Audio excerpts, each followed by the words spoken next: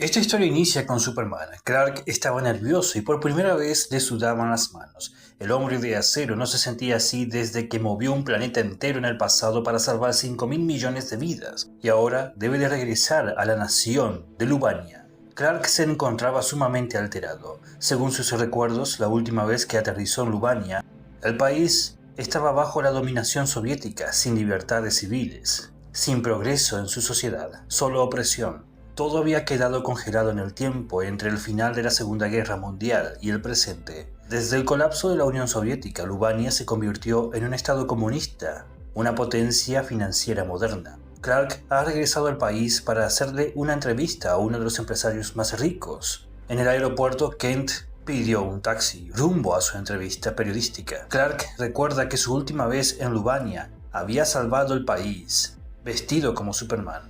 Clark realmente en sus pensamientos creía que era un superhombre, que nada podía afectarle, ni las fuerzas de la naturaleza o las leyes de las naciones.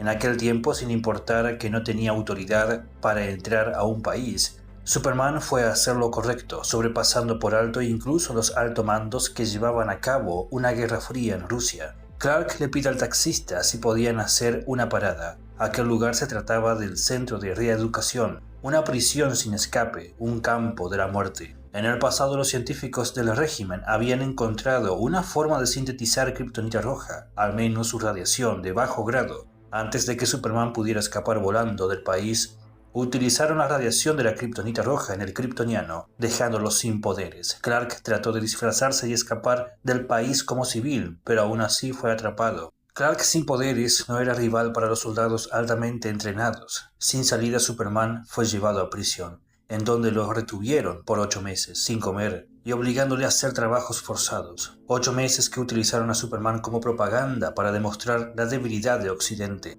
Pero en su mente Clark se decía a sí mismo que él es el hombre de acero, es Superman, puede sobrevivir y soportar cualquier cosa. Al menos esa mentira se la decía a sí mismo todas las noches.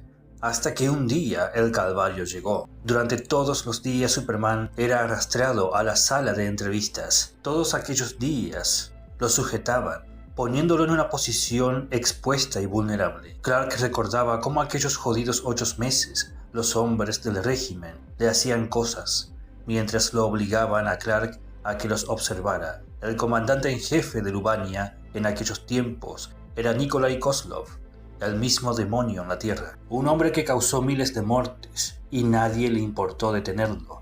Aquel comandante fue el gran responsable de ordenar que a Superman le metieran cosas, causándole gran dolor físico y dejándole un trauma emocional severo. Finalmente Clark recordó cómo con la ayuda de Batman logró escapar del campamento, sin embargo el daño ya estaba hecho. Clark regresó al taxi. En el auto, Kent se dice en sus pensamientos que el comandante le mostró lo que en verdad significaba estar indefenso y sin poderes. El único ser humano que le hizo sentir humillado y avergonzado, ni siquiera Luthor o seres como Brainiac le hicieron algo parecido. Al llegar al lugar de la entrevista, Clark se reunió con Kozlov. Resulta que Kozlov, después de la caída de la Unión Soviética, utilizó sus conexiones para construir un imperio comercial, volviéndose uno de los hombres más ricos de Lubania. Durante la entrevista, Kozlov opinó sobre todo, desde la escalabilidad de la economía global hasta la capitalización de la mano de obra barata en las naciones humanas en ascenso. Finalmente, Clark preguntó si se arrepentía de todo el dolor y pena que había causado en el pasado. Superman esperaba que en verdad su captor estuviera genuinamente arrepentido de lo que había hecho. Esto le daría esperanzas a Superman de que hasta el peor ser humano pueda ser perdonado. Si fuera en caso contrario, de que Kozlov no estuviese arrepentido, entonces Clark tendría la excusa perfecta para vengarse por todo el dolor que le hicieron pasar a manos de Kozlov. El dictador no se arrepentía de sus acciones, diciendo que mucha gente cometió errores durante la Guerra Fría, pero que al fin y al cabo Occidente ganó, y era hora de que todos siguieran adelante.